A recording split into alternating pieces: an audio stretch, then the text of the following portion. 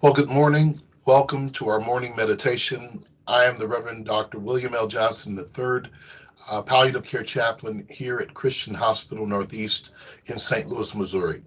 As always, we want to thank you for sharing with us, coming to join us as we share these messages of inspiration and of encouragement.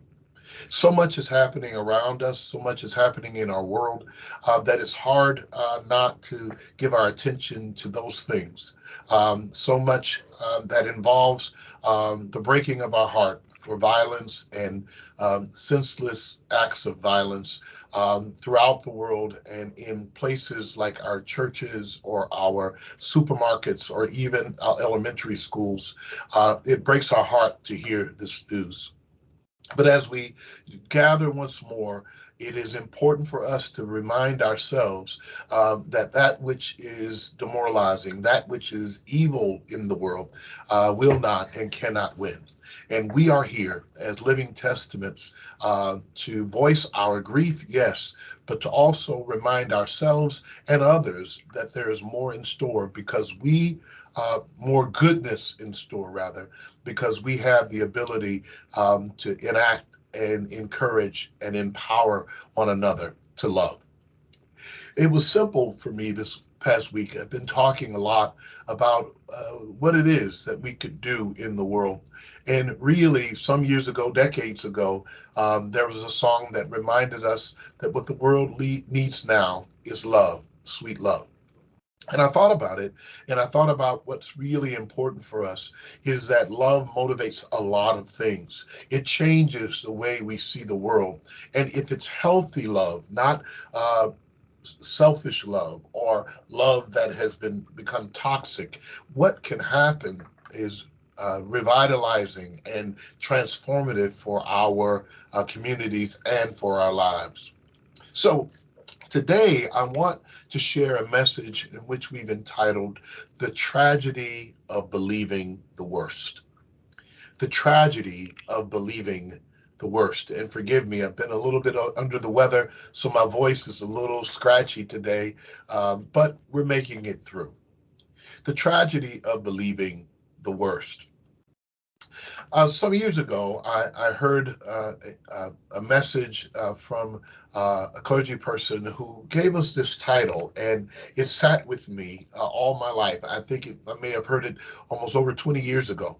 And it reminded me that there is indeed a tragedy in believing the worst, that most of us, if not all of us, have the tendency that if we follow the path of believing the worst, then things are doomed to not ever get better. And so we have to believe something better than the worst. And so there is a passage of scripture somewhere around the 13th and 14th chapter of the book of Numbers that gives a story of Israel on their way into the promised land. But they're not quite sure when they get to the border of the promised land if they're actually ready to cross over. And so there was called, if you will, a council and to decide what should happen. And Moses sent over to the other side into the promised land that they were destined for, to have scouts go check out the land and see what they saw. And surely they saw a lot.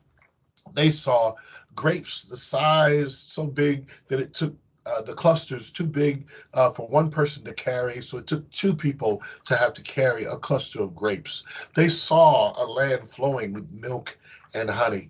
They saw a lot of things there, but they also saw giants in the land. They saw trouble in the land. They saw difficulty and challenge before them. And when I reflect on this story, I think that's where we are. Many of us would like to have life look like land flowing with milk and honey and grapes and grape clusters, the size so big that not even one person could carry them. We would like the best of the jobs. We would like the best of property, the biggest house, the most the easiest route to get to our success.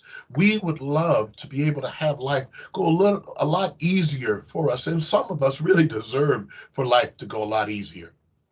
However, what we also discover is that in the promise of that land, or the promise of that place, or that experience, or that marriage, or that career, or that family structure, or that new city that you're going to, or whatever it is that you're going to do that is your promised land, there are also some challenges there. And those challenges can scare us. They can make us feel like it's impossible to actually achieve or receive or experience that in which we've longed for our entire lives. These people looked over and saw not only the promised land flowing with milk and honey, but they saw giants and enemies and potential problems ahead of them. And so do we, not only in our world, but also in our nation, also in our state, in our city, on our jobs, in our families, in our churches, or our faith communities, or even when we're just by ourselves.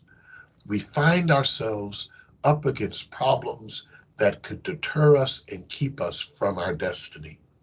And so I want to talk with you for a little bit about why it's a tragedy to believe the worst. Because when you believe the worst, then it is impossible to experience the best. That's true. When you believe the worst, then you cut off your ability to actually experience that in which you dreamed of. Have you ever been in a relationship and you started off with someone who already had a negative idea about how things were going to turn out? When I was growing up, used to watch cartoons, and there was with the Flintstones, one of the characters there, along with Pebbles and Bam Bam and the whole crew, was one particular person named Bad Luck Slutrock. I don't feel like I don't want to open up who Slutrock is, but this individual walked around with a cloud over their head all the time. And they always had these words whenever they came in contact with anyone: wowsy, wowsy, woo woo. And, and I would laugh, but I felt sad about it as my years progressed. Has there ever been a person in my circle that it seemed like they were never happy and never saw things with the bright side of life? They never experienced the joy of life.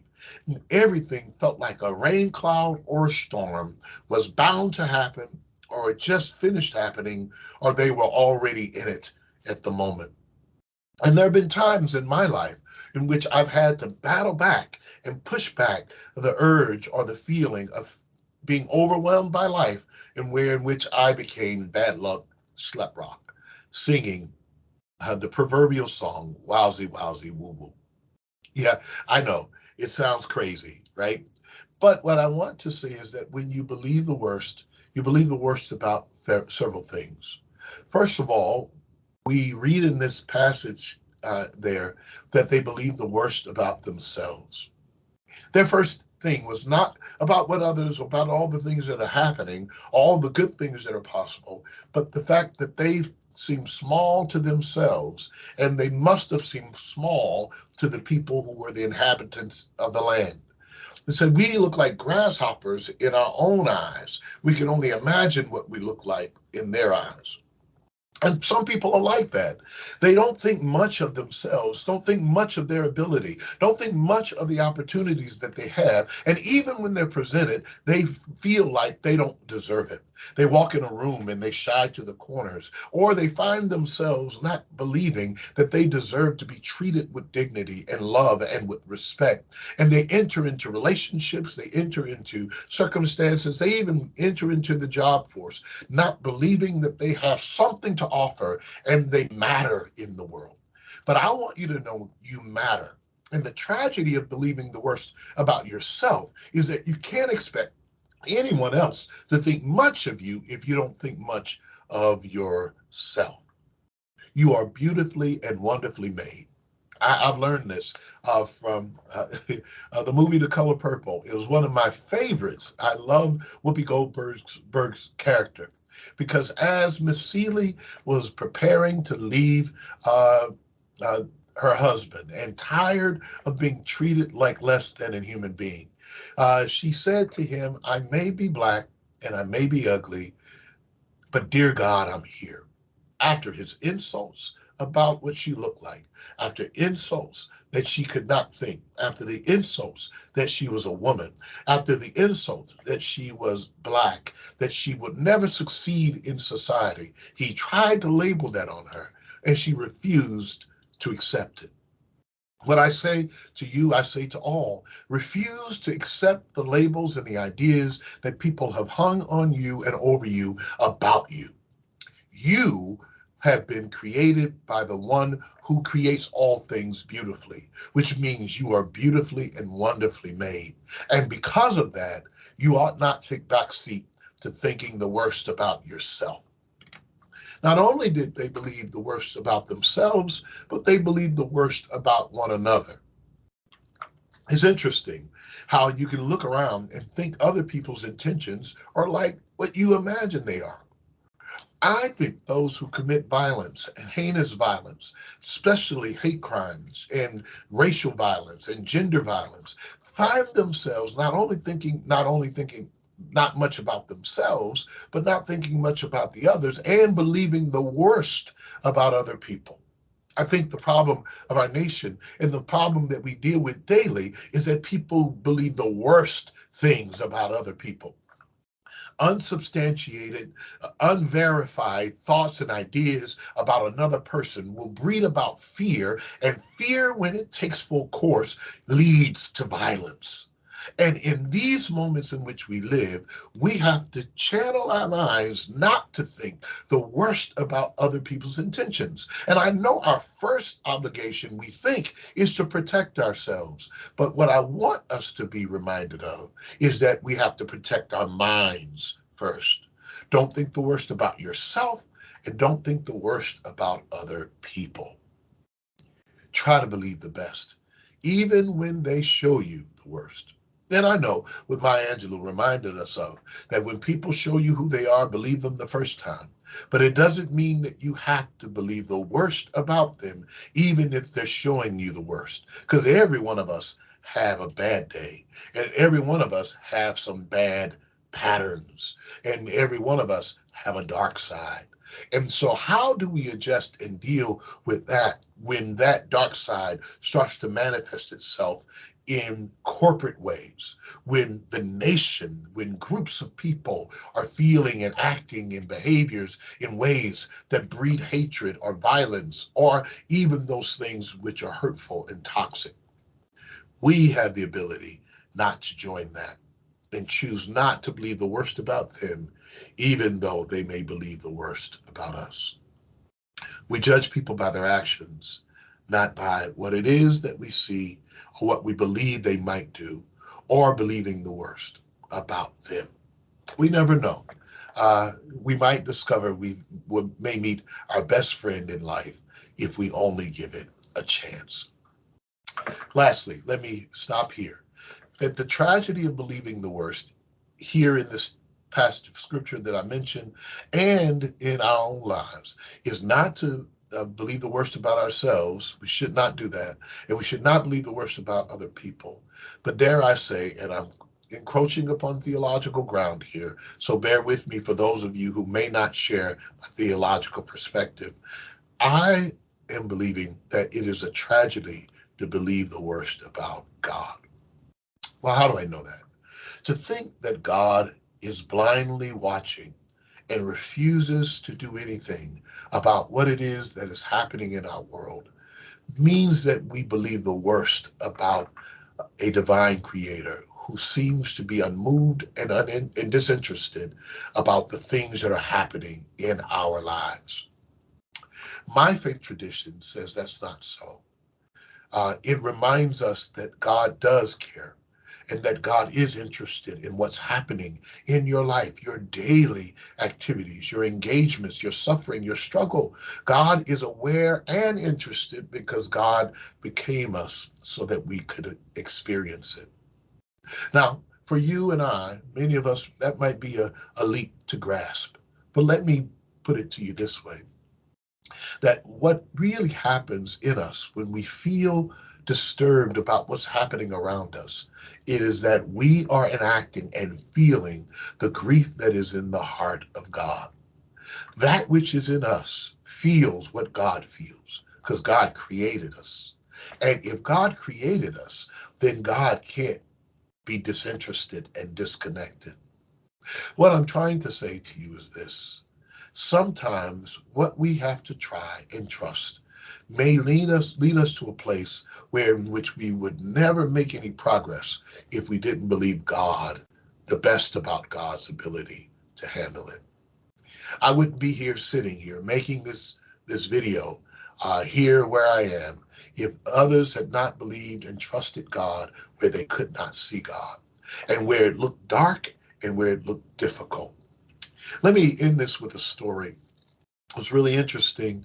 It was a story about a father and his son. They were driving on the highway and they looked up and they saw that they were in the middle of a storm. It came over them and the clouds were gray and the sky was dark and the rain just fell, torrents of rain. And what happened is that while they were considering what to do, they discussed it. Should I pull over? Should I keep going? The father was driving and he wasn't sure. And he thought maybe I should pull over. But what he did was he looked behind him and he saw that there were other cars following who were pulling over on the side.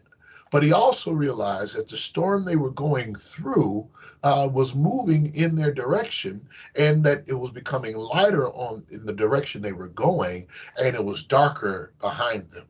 The cars that pulled over were still stuck in the storm, but those who kept going, like he kept going, would soon be out of the storm after a while.